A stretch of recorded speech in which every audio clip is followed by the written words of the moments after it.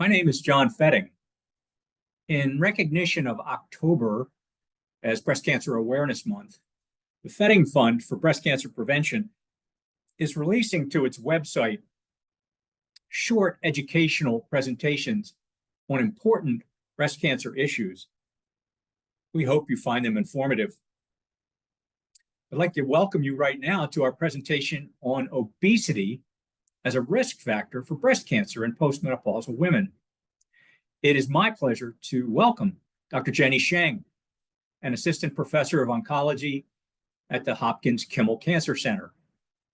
Dr. Sheng is a breast cancer medical oncologist with a keen research interest in how obesity increases the risk of developing breast cancer in the first place, but also the risk of developing recurrence of breast cancer in women who have already had breast cancer. Jenni, welcome and thank you very much for helping us to understand the relationship between obesity and breast cancer. Thanks for that kind introduction, Dr. Fetting. I'm really excited to jump into things. Jenni, let's start with the basics. What is obesity? So obesity is an excess accumulation of body fat. It's not just about how much you weigh or weighing too much, but it's about having a high percentage of body fat. And in fact, the American Medical Association classified obesity as a chronic disease in 2013 because obesity is caused by an interplay of factors, including genetics, environment, lifestyle, and obesity increases the risk of other health problems. So commonly heart disease, stroke, type 2 diabetes, and certain types of cancer, including breast cancer. So obesity is recognized as a serious medical condition. It requires attention and treatment. And thankfully, we do have effective treatments for obesity, like lifestyle modifications, medications, and for some individual surgery. So Jenni, did I hear you say that it's been defined as a disease? Indeed, that is correct. I think that many people don't realize that it is a chronic condition that increases the risk of other health problems. If obesity is not about how much you weigh, which is what I think most of us my age and maybe even a little younger have been taught, if it's not just how much you weigh, how do we measure it? How do we assess it? How do we know that someone has too much of this body fat? It's a great question, and there are some non-invasive ways to define or measure obesity, and then some more quote-unquote invasive ways. So the most common method is to calculate body mass index. This is why when patients go to see a physician, they get their weight and they also have a height, because if you divide the weight in kilograms by the height in meters squared, it gives you a number, and that BMI number puts you into certain categories of having normal BMI or having a BMI that's consistent with overweight or obesity. There are two other quote unquote simple ways to measure obesity. One is looking at waist circumference. So this requires a measuring tape, and it's measuring the midpoint within the abdomen. So normally we describe that as the lowest rib and the hip bone. And then the third way that is quote unquote simple is looking at skin fold measurements. So that's using something called calipers and looking at the triceps, the biceps, the subscapular area, and the suprailiac area. And there are a few other modalities for measuring obesity, but they're not necessarily commonly available. You may hear of bioelectrical impedance analysis, in which there are devices that send these weak electrical currents to measure body composition.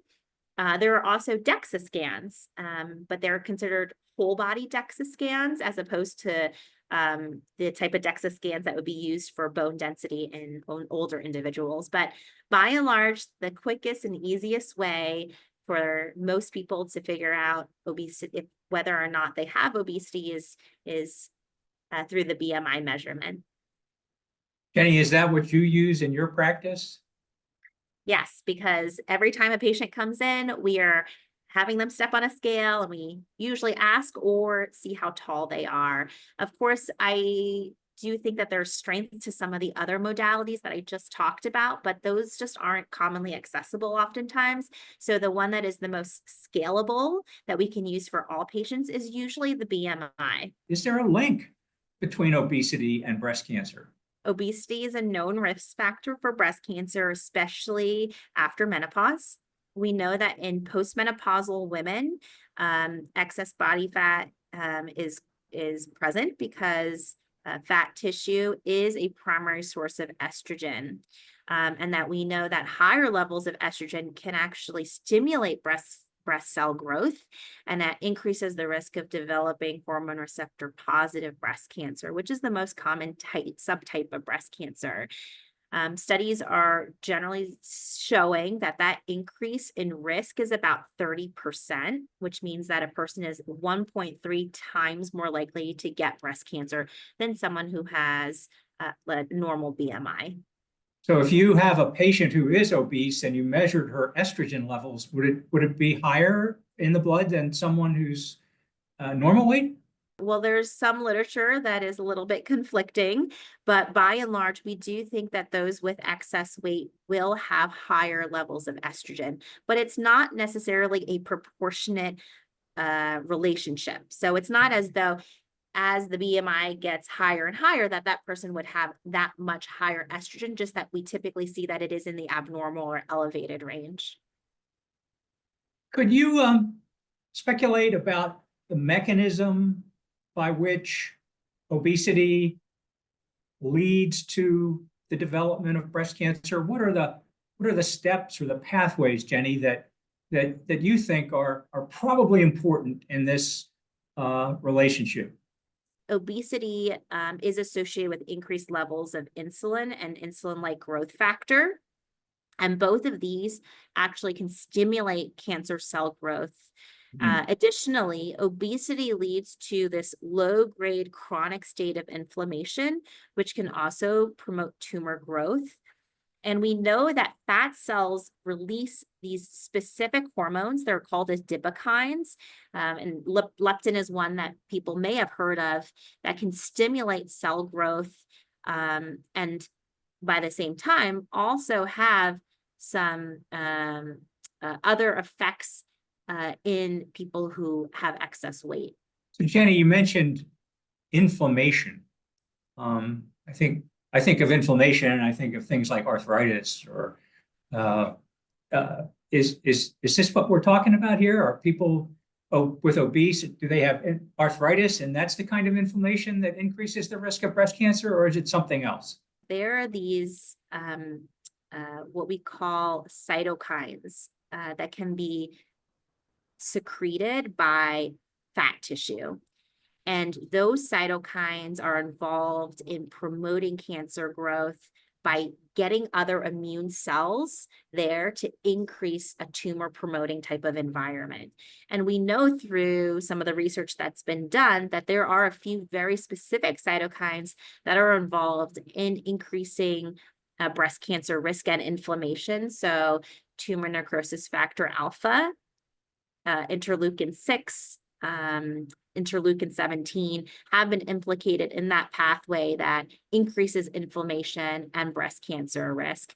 And it's kind of the combination of all of these pro-inflammatory cytokines that promotes the breast cancer cell growth, its survival, and its spread. If someone is overweight or obese and they develop breast cancer,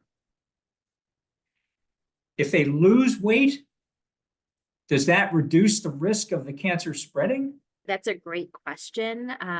We do know that obesity is linked to worse outcomes, specifically for the hormone receptor subtype in postmenopausal women. And we have a lot of retrospective studies that show that losing weight after a diagnosis can improve outcomes, but we don't currently have a published study that is prospective that does that. So we are excited that there is one prospective study that will hopefully be reading out in a few years called the Be Well study. It's called the Breast Cancer Weight Loss Trial that was designed specifically to address whether or not losing weight would reduce the risk of a recurrence. So I think that that question that you raise is what all of us are eager to prove. But like I said, we want studies that are prospective, designed with that specific question in mind to demonstrate that there is indeed a reduction in recurrence by losing weight. We suspect that there is, but we have to show it not just to the scientific community, but to patients as well. Jenny, in the Be Well study, in the patients that were assigned to the intervention, what is the intervention? How do you encourage patients in that study to lose weight? You know, the Be Well trial, it's now closed because they were able to get all the patients recruited on that they had aimed for. But the intervention itself was a telephone-based weight loss intervention. So just giving patients some structure in terms of how to lose weight can significantly increase physical activity in women who are overweight or have obesity and a history of early stage breast cancer. So, you know, thus far, we found that in the group that received the telephone-based weight loss intervention, they lost an average of about 4.8% of their body weight at 12 months. And that was significant compared to those that were kind of in this control group. They had actually had weight gain of 0.8%. So that is a big change. And hopefully, as we follow these women out, we'll see a reduction in their risk of recurrence. That would be great. Do you think it matters how you lose weight? Is there some specific way of losing weight that you think has a more potent effect on reducing breast cancer recurrence? You know, I think the answer to that is no, because I think every person is different, and I wish that we had a more individualized way to approach weight loss. And I think many of us are trying to define that or to develop that type of model.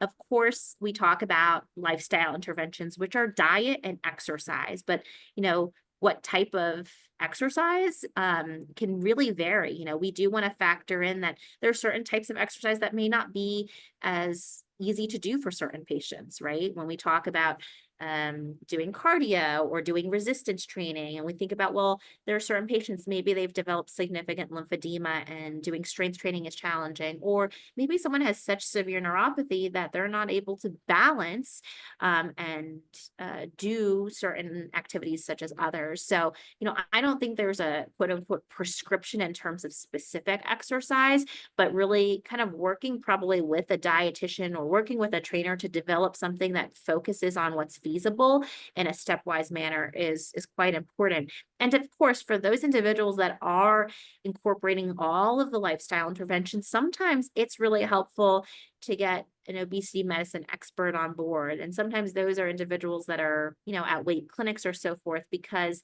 as I mentioned, you know, obesity is certainly a disease, and it may not just be about lifestyle interventions. It may be about addressing other medical conditions in order to augment weight loss approaches. So often we'll talk about mental health and anxiety or depression and making sure that's even addressed in order to ensure that weight loss interventions or programs are as successful as possible.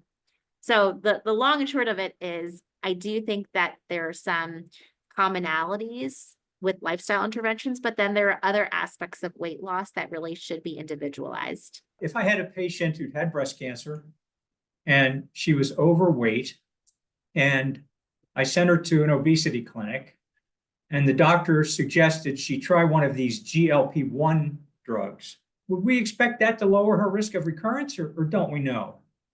We do not know. There is no data in any of the spaces to suggest that any of the FDA approved medications like a GLP-1 agonist would specifically impact a breast cancer outcome. I think right now, you know, we're just trying simply to demonstrate in studies that weight loss does impact breast cancer outcomes in a favorable manner. So, you know, for example, we will often say that losing a modest amount of weight, like 5% of your body weight, can lower the risk of breast cancer. And for some people, that is, anywhere between 10 to 20 pounds. And that could have the strongest correlation with improving an outcome. Much of this is based off of, like I said, retrospective data. We've looked back in time at other studies or groups of breast cancer survivors and tried to get that data. But essentially, the use of any FDA-approved medication should really be done in conjunction with, let's say, a primary care provider or an obesity medicine physician who's going to monitor you for side effects and kind of long-term side effects as well. The Be Well intervention is a lot less expensive than one of the GLP-1s, huh? Certainly. I don't want us to, in our focus on breast cancer, I don't want us to overlook the fact that if you lose weight, there are other important health benefits, are there not? Absolutely. So it's not just about lowering the risk of breast cancer or even a recurrence potentially, but thinking about cardiometabolic health as a whole. So the reduced risk of, let's say, high blood pressure, diabetes, stroke, so forth. And even for individuals who already have those conditions, there can be significant benefit in terms of control or changes in medications simply with weight loss too. Jenni, let's wrap up by talking a little bit about diet and dietary recommendations. What recommendations do you make to your patients? There are quite a few recommendations that I recommend, but like I said, it's sometimes just having a more stepwise approach to incorporating some of these into diet. So I often tell people to limit or avoid red or processed meats. And I talk about using leaner sources of protein. So that's usually chicken, seafood, or even plant-based protein.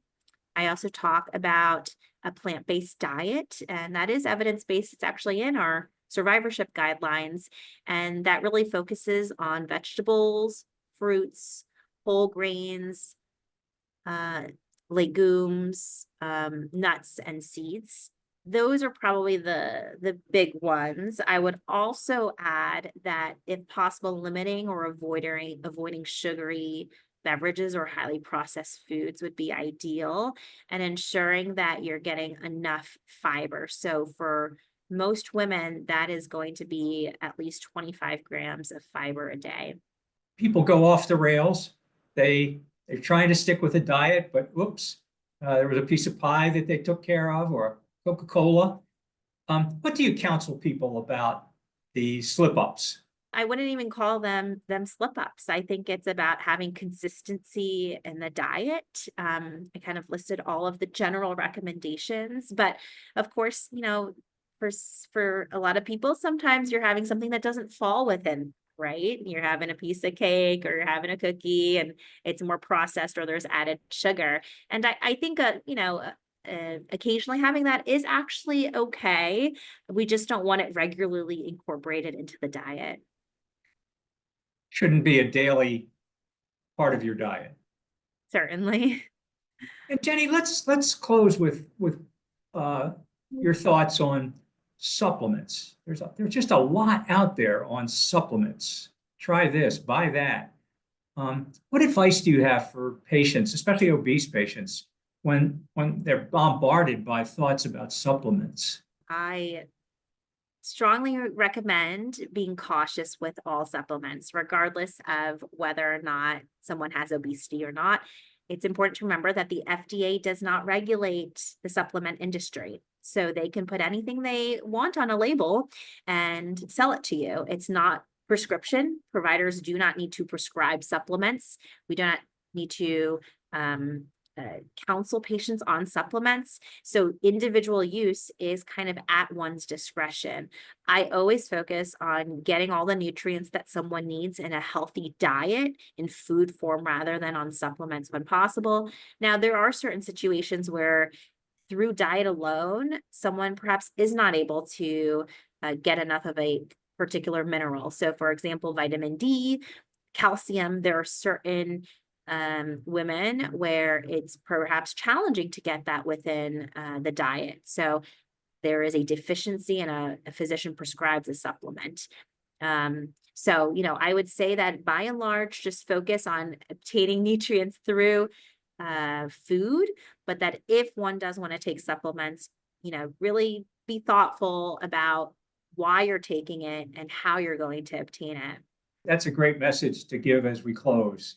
And thank you so very much. This has been so enlightening, and I hope the people that are watching online will feel the same way. Thanks again. Thanks for inviting me.